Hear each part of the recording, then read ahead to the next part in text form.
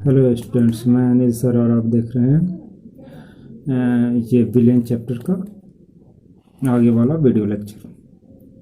तो इसमें आपको बतलाया जा रहा है ठोस का द्रव में विलयन एवं वाष्प दाब, यानी कि ठोस को जब द्रव में घुलाया जाता है, ठोस पदार्थ जैसे चीनी, नमक, ग्लूकोज, ये सब जो ठोस पदार्थ हैं या और भी, उसको जब द्रव में घुलाया जाता है तो विलयन तैयार होता है। और विलयन वाष्पीकृत होता है तो वाष्प बनाता है, वाष्प विलयन के ऊपर दाब लगाता है। तो यही इसमें पढ़ना है, इसी से संबंधित सारे नियमों को पढ़ना है। तो क्या है, ठोस को द्रव में मिलाकर बनाए गए विलयन में विलयन की सतह पर उपस्थित वाष्पशील द्रव के कण वाष्प का निर्माण करते हैं, जो विलयन की सतह पर दाब उत्पन्न करते हैं, जिसे वाष्प दाब कहते हैं। तो वाष्प दाब किससे कहते हैं, इसके बारे में बतलाया गया है। क्या होता है कि आपको ये देखें, ये सब आपको विलयन, ये शुद्ध द्रव है, ये ऐसा है, ये विलयन है। तो इसमें अगर हम देखें तो द्रव जब होता है तो द्रव के जो सतह पर वाले कण होते हैं वो वाष्प यानी उड़ते हैं, वाष्प बनाते हैं। और वो अगर उसको ढक दिया जाए तो जो गैसीय अवस्था में गए हुए कण होते हैं द्रव के, वो क्या करते हैं, एक दाब उत्पन्न करते हैं इस पे, उसी को हम क्या कहते हैं, वाष्प दाब कहते हैं। यानी वाष्प जो दाब लगाते हैं उसको वाष्प दाब कहते हैं। तो यही बतलाया गया है इसमें। तो अब इसमें देखते हैं वाष्प दाब का अवनमन तथा इसके कारण। अवनमन के मतलब होता है कमी। तो वाष्प दाब के कमी, वाष्प दाब में जो कमी आता है उसको वाष्प दाब का अवनमन तथा इसके कारण। तो इससे संबंधित देखते हैं, इसके बारे में पढ़ते हैं कि इसमें क्या पढ़ना है आपको। तो जब किसी वाष्पशील द्रव में अवाष्पशील ठोस को मिलाकर के विलयन तैयार किया जाता है तो विलयन की सतह पर मौजूद वाष्पशील द्रव के कुछ कण अवाष्पशील ठोस के कणों द्वारा विस्थापित हो जाते हैं, जिसके कारण द्रव का वाष्प दाब घट जाता है, जिससे वाष्प दाब का अवनमन कहते हैं। तो देखिए इसमें क्या बतलाया जा रहा है। इसमें बतलाया जा रहा है कि जब किसी वाष्पशील द्रव, जैसे पानी हुआ, ठीक है, पानी एक वाष्पशील द्रव है, तो वाष्पशील द्रव में यहाँ शुद्ध द्रव लिया गया है, यानी शुद्ध वाटर लिया गया है। तो वाष्पशील द्रव में जब किसी अवाष्पशील ठोस पदार्थ को मिलाया जाता है, जैसे वाष्पशील नहीं है कौन, चीनी, ग्लूकोज, नमक, ये सब अवाष्पशील है जो पानी में ठोस के रूप में डालते हैं। तो अवाष्पशील ठोस को मिलाया जाता है। तो यहाँ पर देखें, पहले शुद्ध वाटर है तो सिर्फ वाटर के यहाँ पे कण है, ऐसे दिखाई दे रहे हैं, जो इसमें वाटर के सतह पे कण है।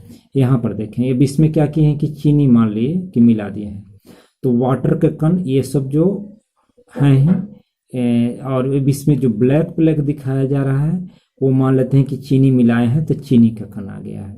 तो इसमें देखें, इसमें सतह पे सिर्फ वाटर का कण था, और इसमें सतह पे क्या है, वाटर के कणों के साथ चीनी के भी कण आ गए हैं। तो चीनी के कण तो उड़ के जाएंगे नहीं वाष्प में, लेकिन क्या करेंगे कि उड़ने वाले सतह पर जो पानी के कण थे उनकी उपस्थिति को ये कम कर देंगे, उनको घटा देंगे। यानी सतह पे ये खुद बहुत सारे जो एरिया है उसमें खुद मौजूद हो जाएंगे, और जो उड़ने वाले जो पानी के कण थे उनका सतह पर उपस्थिति को घटा देंगे। ऐसा होने से क्या होता है कि यहाँ शुद्ध वाटर रहेगा तो ज़्यादा वाटर के कण सतह पे रहेंगे, और ज़्यादा वाटर के कण उड़ेंगे, वाष्प में जाएंगे, वाष्प जब अधिक होगा। और यहाँ पर अगर विलयन तैयार कर रहे हैं तो पानी के वाष्पशील द्रव यानी पानी के साथ अवाष्पशील ठोस यानी चीनी, नमक जो भी डाले हैं, तो उसके भी सतह पे कण होंगे, तो वो उड़ नहीं पाएंगे, और लेकिन उड़ने वाले पानी के कणों की संख्या घटा देंगे। तो यहाँ वाष्प दाब क्या होगा, कम बनेगा। तो शुद्ध द्रव यानी शुद्ध वाटर से विलयन का वाष्प दाब क्या होगा, कम आएगा। तो इसी को वाष्प दाब का अवनमन कहते हैं। यानी कि जब शुद्ध द्रव में, यानी शुद्ध पानी हुआ या कोई और भी द्रव ले सकते हैं, बेंजीन हुआ, एथेनॉल हुआ, कोई और भी द्रव लिया जा सकता है, उसमें ठोस को घुलाया जा सकता है। तो वैसे में अगर इसमें हम शुद्ध जो द्रव है उसका वाष्प दाब अधिक होगा, अगर उसमें कोई अवाष्पशील ठोस को मिला देंगे तो उसका वाष्प दाब कम हो जाएगा। और ये वाष्प दाब में जो शुद्ध द्रव की अपेक्षा विलयन में जो वाष्प दाब में कमी आती है उसी को वाष्प दाब का अवनमन कहते हैं, कमी को ही अवनमन कहते हैं। अब नेक्स्ट में आपको पढ़ना है विलयन के वाष्प दाब के का आपेक्षिक अवनमन। अब ये क्या है, यहाँ तो अवनमन देखें यानी वाष्प दाब में कमी को अवनमन कह रहे हैं। अब यहाँ पर आपेक्षिक अवनमन को पढ़ना है, तो इसमें देखते हैं जब किसी वाष्पशील द्रव में अवाष्पशील ठोस को मिलाकर विलयन तैयार किया जाता है तो शुद्ध द्रव की अपेक्षा विलयन का वाष्प दाब कम पाया जाता है। शुद्ध विलायक की अपेक्षा विलयन के वाष्प दाब में अवनमन यानी कमी को वाष्प दाब का अपेक्षिक अवनमन कहते हैं। यानी कि शुद्ध दाब का कितना वाष्प दाब था शुद्ध द्रव का, और जब विलयन बना तो उसका जो वाष्प दाब है वो कितना है, यानी कि कितना की कमी आ रही है, कितना में कितना की कमी आ रही है, तो उसी को हम क्या कहते हैं, अपेक्षिक अवनमन कहते हैं। ठीक है, तो यहाँ पर ऐसे यदि शुद्ध विलायक यानी कि शुद्ध विलायक हो गया पानी या कोई भी द्रव हुआ, शुद्ध विलायक का वाष्प दाब P0 हो तो विलयन का वाष्प दाब हो तथा विलयन का वाष्प दाब PS हो तो, यानी कि यहाँ पर शुद्ध जो है द्रव है उसका वाष्प दाब को P0 माना गया है, और जब उस द्रव में कोई चीज ठोस को मिला दिया गया और जब विलयन बना उसके वाष्प दाब जो आया उसको हम PS माने हुए हैं। विलयन का वाष्प दाब सोल्यूशन यानी कि सोल्यूशन ऐसे P यानी pressure of vapour pressure of solution होगा यहाँ पर ऐसे इसका। तो वाष्प दाब का अवनमन, और वाष्प दाब में कितना का कमी आया, तो मान लेते हैं कि यहाँ पे क्या था, शुद्ध द्रव यानी शुद्ध पानी का वाष्प दाब कोई एक टेम्परेचर मान लेते हैं 25 डिग्री सेल्सियस टेम्परेचर पे, किसी खास टेम्परेचर पे माप करके देखा जाता है, तो 25 डिग्री सेल्सियस टेम्परेचर पे शुद्ध पानी का वाष्प दाब बन रहा था 25 mm Hg, यानी कि कितना रहा था 25 mm, और उसमें जब चीनी मिला दिया गया तो आ गया कितना, ये सॉल्यूशन का जो वेपर प्रेशर आ गया वो 20 mm आ गया, यानी कि पहले शुद्ध पानी के कितना था 25 mm प्रेशर था, और उसमें जब चीनी मिलाया गया तो उसका वेपर प्रेशर घट करके कितना आ गया 20 mm Hg आ गया। ठीक है, तो कितना का कमी आया, यहाँ 25 था और इस यहाँ पर 20 है, यानी कि 5 का कमी आया है। तो वाष्प दाब का अवनमन में क्या आ जाएगा, 5 का अवनमन आएगा। तो अब अपेक्षिक अवनमन देखते हैं तथा, तो ये तो अवनमन हुआ, वाष्प दाब का अवनमन इतना हो गया। अब अपेक्षिक अवनमन के लिए क्या करते हैं, तो इसमें देखा जाता है कि कितना में कितना का कमी आया। जैसे मान लेते हैं कि आपको 50 मार्क्स का टोटल क्वेश्चन पेपर दिया गया है, उसमें आप ला रहे हैं कितना 40, तो क्या लिखेंगे 40/50 लिख देंगे। तो इसमें भी देखा जाता है कि कितना टोटल प्रेशर था, यानी शुद्ध द्रव का जो प्रेशर था वो कितना था, और उसमें कितना के कमी आया है, तो जितना कमी आया है उसको ऊपर लिख देते हैं और टोटल प्रेशर को जो शुद्ध का था उसको नीचे लिख देते हैं। तो वैसे ही है, तो वाष्प दाब का अपेक्षिक अवनमन इक्वल टू जो ये देख रहे हैं वाष्प दाब का अवनमन को ऊपर लिख दिए और जो शुद्ध द्रव का वाष्प दाब था उसको हम नीचे लिख दिए। तो यहाँ पर मान लेते हैं कि यहाँ पर कितना था 25 था ना, और इसको घटा करके कितना आया था 5, तो यहाँ 5/25 हो जाएगा। तो ये अपेक्षिक अवनमन होगा, यानी अपेक्षिक में देखा जाता है कि कितना में कितना का कमी आया है। तो यानी 25 में कितना का कमी आया है, 5 का कमी आया है। कैसे होता है, चलिए अब आगे देखते हैं।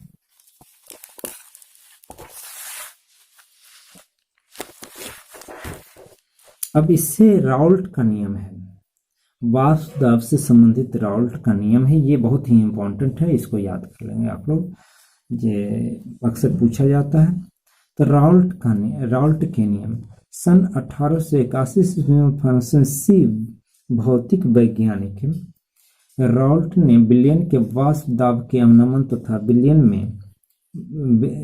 में विलेय की सांद्रता के बीच मात्रात्मक संबंध स्थापित किए, जिसे राउल्ट का नियम कहते हैं। इस नियम के अनुसार, यानी कि एक फ्रांसीसी वैज्ञानिक थे जिनका नाम था राउल्ट, और उन्होंने 1881 ईस्वी में क्या किया कि वाष्प दाब के अवनमन और वाष्प दाब के अवनमन कितना है यानी कि कितना नमन कितना कमी आ रहा है, और उसमें बिलियन में कितना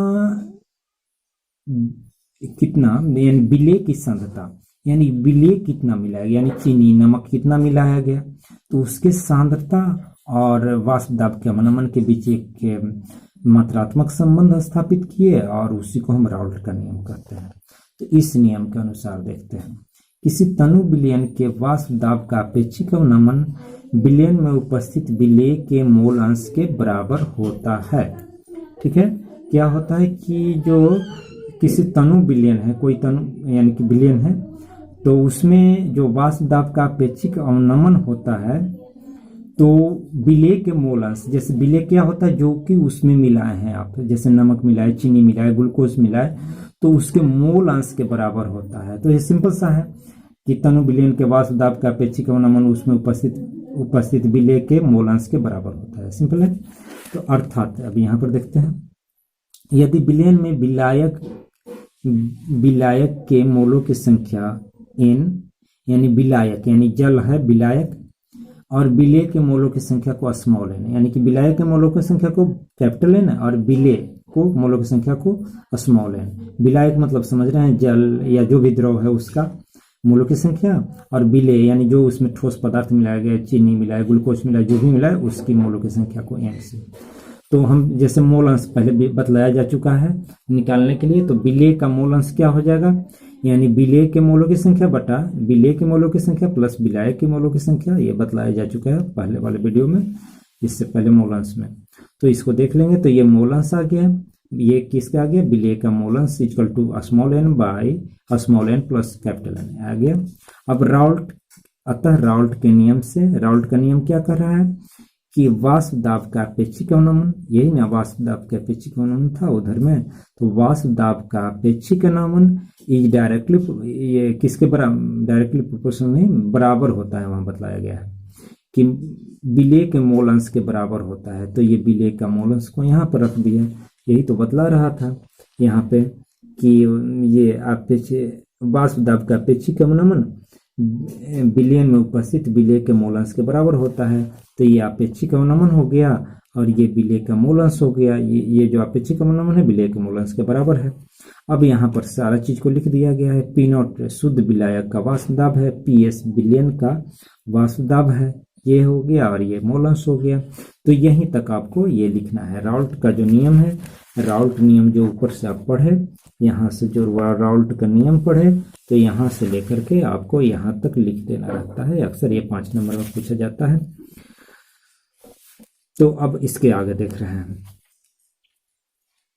ये वाष्प दाब के अपेक्षिक अवनमन से विलयन के मोलर द्रव्यमान का निर्धारण के लिए व्यंजक। अब वाष्प दाब के अपेक्षिक अवनमन से विलयन के मोलर द्रव्यमान का निर्धारण के लिए एक व्यंजक को हम देखते हैं। तो इसमें कैसे होता है देखते हैं।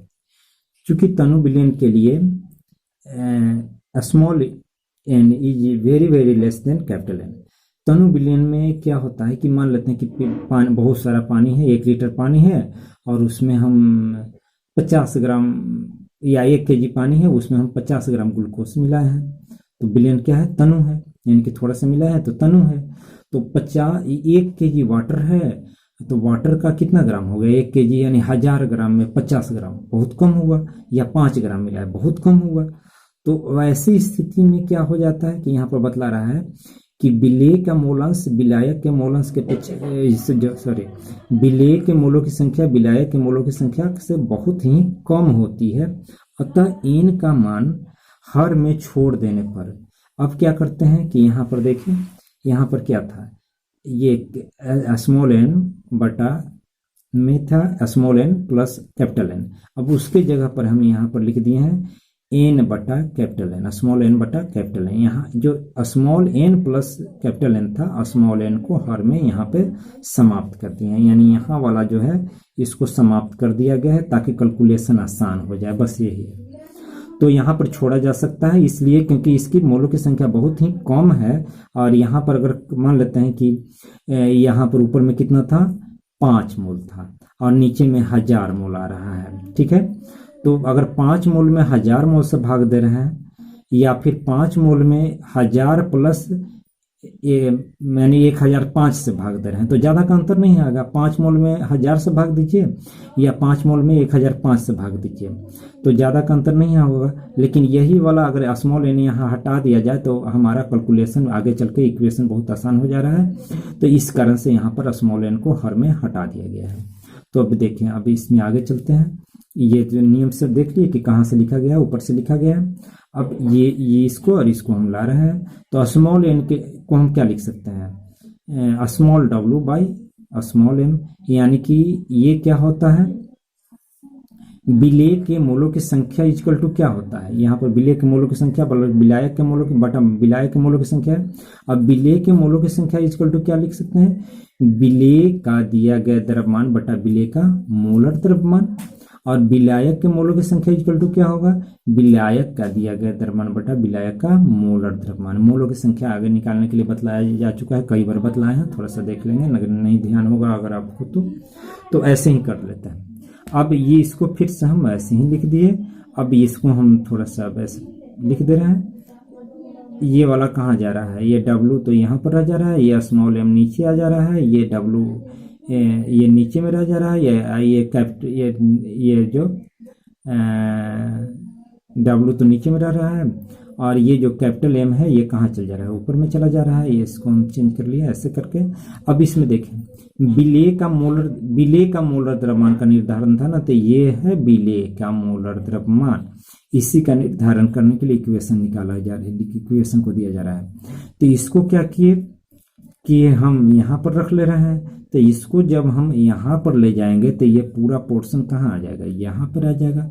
तो यही अतः विलेय का मोलर द्रव्यमान यानी स्मॉल एम इक्वल टू क्या हो जाएगा, ये W into small W into capital M, और उसके बटा में हो जाएगा इतना पोर्शन, यानी ये हो जाएगा, और डब्लू ये वाला हो जाएगा। ठीक है। अब जहाँ पर स्मॉल डब्लू तथा कैपिटल डब्लू क्रमशः विलेय तथा विलायक की मात्रा एम स्मॉल एम तथा कैपिटल एम क्रमशः विलेय तथा विलायक के मोलर द्रव्यमान, जैसा कि हम ऊपर में बतलाए हैं वही सब यहाँ पर लिख दिया गया है। अब चलते हैं इससे संबंधित एक न्यूमेरिकल को सॉल्व कर लेते हैं, तो ज्यादा क्लियर हो जाएगा। देखें, किसी ताप पर शुद्ध बेंजीन का वाष्प दाब 0.850 बार है। यदि यहाँ 0.5 ग्राम अवाष्पशील वैद्युत अनपघट्य यानी वैद्युत अनपघट्य यानी विलेय है, ठोस को 39 ग्राम बेंजीन इसका मोलर द्रव्यमान दे दिया गया है में घोला गया। यानी कि किया क्या गया, देखें शुद्ध बेंजीन का वाष्प दाब कितना दे रहा है, इतना दे रहा है। उसमें क्या 5 ग्राम एक ठोस विलेय है जिसका नाम दिया नहीं गया है, या ग्लूकोज भी हो सकता है, कुछ भी हो सकता है वो विलेय। तो कोई भी ठोस पदार्थ को घोला गया है और वो उसके कितना गया है 0.5 ग्राम घोला गया है और किस में घोला गया है, बेंजीन में घोला गया। कितना ग्राम बेंजीन है, तो 39 ग्राम बेंजीन में, यानी 39 ग्राम बेंजीन में 0.5 ग्राम विलेय को घोला गया है। सीधा ये घोला गया है। प्राप्त विलयन का वाष्प दाब इतना प्राप्त होता है। यहाँ पर शुद्ध जो बेंजीन था उसका वाष्प दाब कितना था, 0.850 था, और जो प्राप्त विलयन हुआ यानी कि घोल दिया गया उसमें ठोस पदार्थ, तो थोड़ा सा घटेगा। तो यहाँ पर कितना आ गया, विलयन का वाष्प दाब कितना आ गया, 0.845, यानी कि 0.850 देख रहे हैं, यानी कि यहाँ पर थोड़ा सा अधिक है और यहाँ पे 50 है, जबकि यहाँ पे 45 है, तो यहाँ थोड़ा सा कम है। तो ये शुद्ध बेंजीन के अपेक्षा विलयन में बेंजीन का वाष्प दाब थोड़ा सा कम आया, तो वही लिखा गया है। ये ठोस का मोलर द्रव्यमान ज्ञात करें, जैसे कि उसमें हम बतला रहे थे कि ठोस का मोलर द्रव्यमान ज्ञात करना था, यानी कि विलेय का मोलर द्रव्यमान। तो यहाँ पर भी ठोस जो है वो क्या है, विलेय है, तो उसका मोलर द्रव्यमान ज्ञात करना है क्या है। अब देखें, अभी दिया गया हल में हम देख रहे हैं, दिया गया है हमें, तो ये P0 इक्वल टू, यानी कि शुद्ध जो बेंजीन था उसका जो वाष्प दाब था इतना था, बिलियन में बेंजीन का वाष्प दाब, शुद्ध बेंजीन का यहाँ देखें इतना है तो शुद्ध का यहाँ पर लिख दिए। बिलियन में उसका वाष्प दाब यहाँ पर आ रहा है तो बिलियन में बेंजीन का वाष्प दाब लिख दिए। बेंजीन का मोलर तापमान कितना दे दिया गया है, यहाँ पर देखें ब्रैकेट में दे दिया गया था 78 ग्राम पर मोल, तो 78 ग्राम पर मोल लिख दिए हैं। अब यहाँ पे W यानी कि बेंजीन का वेट कितना है, तो 39 ग्राम है, 39 ग्राम लिख दिए। जो ठोस घोला गया है उसका कितना है, 0.5 ग्राम है, तो ये वाला लिख दिए W, ये स्मॉल w इक्वल टू इतना। अब आपको निकालना है विलेय का मोलर देना, स्मॉल m निकालना है, जैसा कि अभी इक्वेशन उधर देखे तो उसी पर जस्ट आपको ये क्वेश्चन दिया गया है। तो अब देखें ये इक्वेशन लाए, विलेय का मोलर द्रव्यमान इक्वल टू इतना था वो लाए। अब ये सारे का मान पुट कर दे रहे हैं। स्मॉल w कितना था, तो ये था। कैपिटल M कितना था, तो 78 था। ये सारा का वैल्यू पुट कर रहे हैं, ये आ रहा है। उसके बाद आपको देखें ये स्मॉल, ये कैपिटल W ये वाला यहाँ डाला गया, इसको सोल्व कर रहे हैं सारा को। इसको सोल्व करने पर इतना आ रहा है, ये आपको सोल्व करने पर ये कितना आ रहा है 169, इसका आंसर आ रहा है 169। यूनिट इसमें नहीं डाला गया है क्योंकि यूनिट डालने पर कैलकुलेशन टफ हो जाता, तो यूनिट को छोड़ दिया गया है। यहाँ पर चाहे तो आप यूनिट लिख सकते हैं, क्योंकि मोलर द्रव्यमान निकालना था तो यहाँ पर जगह नहीं होने के कारण हम नहीं लिखे हैं, तो 169 ग्राम पर मोल यहाँ पर आएगा। तो यही हो गया आंसर। ऐसे बुक में आपको आंसर है 179, 170 है, हमारा भी करीब करीब ठीक है 169 है। तो ऐसा है। अब चले इसी से संबंधित एक और क्वेश्चन आपके लिए हम दे दिए हैं, तो इसको देख लें। 298 केल्विन पर शुद्ध जल का वाष्प दाब 23.8 mmHg है। देखें ये 25 डिग्री सेल्सियस पे शुद्ध जल का वाष्प दाब कितना है, 23.8 mmHg है।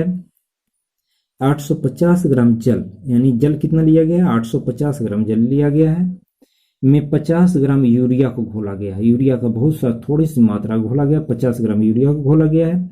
यूरिया को घोला जाता है। इस विलयन में जल के वाष्प दाब एवं इसके अपेक्षिक अवनमन का परिकलन करें। यानी जल का वाष्प दाब आपको निकालना है और वाष्प दाब के अपेक्षिक अवनमन जो होता है वो निकालना है। तो वाष्प दाब का अवनमन के लिए जो शुरुआत में जो दिया गया है, हाँ यूरिया का मोलर, अगर ये इसका जरूरत पड़ रहा है, अगर इसके आपको जरूरत पड़ता है यूरिया का मोलर द्रव्यमान का, तो यूरिया का मोलर द्रव्यमान कितना होता है, 60 होता है। आप निकाल लेंगे इसका 14 इसका 28, 2 नाइट्रोजन का, तो ये हो जाता है, कार्बन का हो जाएगा, और ये सब जोड़ करके निकालेंगे 60 है। हमको याद है कि 60 है इसका आता है, तो 60 ग्राम पर होता है। तो इसको देख लेंगे आप। फॉर्मूला कौन सा लागू होगा, आपको अपेक्षिक अवनमन देखें, आपको अपेक्षिक अवनमन के लिए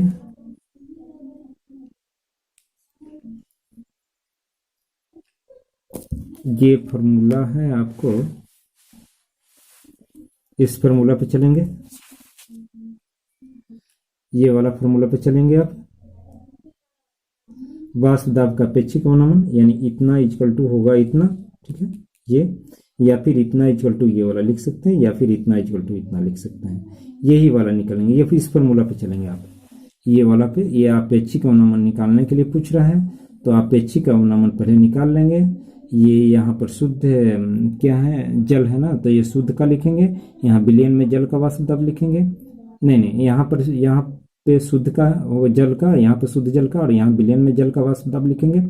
यहाँ जो है सो यूरिया का द्रव्यमान लिखा जाएगा, 5 ग्राम से 50 ग्राम यूरिया है तो 50 ग्राम होगा।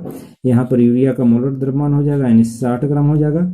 और किस में डाला गया है, जल में डाला गया है, तो जल कितना में 850 ग्राम यहाँ पर होगा, और यहाँ पर कितना हो जाएगा, जल का मोलर द्रव्यमान 18 ग्राम पर मोल, तो यहाँ पर 18 ग्राम हो जाएगा। सारा कुछ को ये सबको सोल्व करेंगे, ये निकल के आ जाएगा, ठीक है। तो ये पूरा का वैल्यू जो होगा वो अपेक्षिक अवनमन देगा, तो अपेक्षिक अवनमन आंसर भी दे दिया गया है आपको। अपेक्षिक अवनमन ये वाला आता है, ये वाला का जो आंसर है ये अपेक्षिक अवनमन का आंसर है। और अपेक्षिक अवनमन जब आ जाएगा तो उसमें क्या करेंगे, अपेक्षिक अवनमन जब आ जाएगा तो उसके बाद क्या करेंगे कि अपेक्षिक अवनमन तो आपको प्राप्त हो गया, और ये सब पुट करके आप निकाल लेंगे क्या, जल का वाष्प दाब निकाल लेंगे। इसमें से जल का वाष्प जब जो भी निकालना है, यानी बिलियन का वाष्प दाब निकाल लेना है ना। तो वो आप निकाल लेंगे। तो ठीक है, आज की वीडियो में हम इतना ही रहने देते हैं। अगला वीडियो में हम देखेंगे, अगर आपको बना कर देखेंगे, बन जाता है तो ठीक है, नहीं बनता है तो फिर हम आगे इसको सोल्व कर देंगे। ठीक है, थैंक यू।